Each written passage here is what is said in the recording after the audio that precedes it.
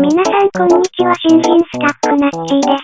今回はノブリッチ SSX10HPA スカウトライフルフォールディングストックモデルを紹介します。ノブリッチ SSX10HPA スカウトライフルフォールディングストックモデル。全長約 80.3cm、ストック身長付け比、ストック折りたたみ比、約 58.6cm、重量約 1.85kg、ストック付き。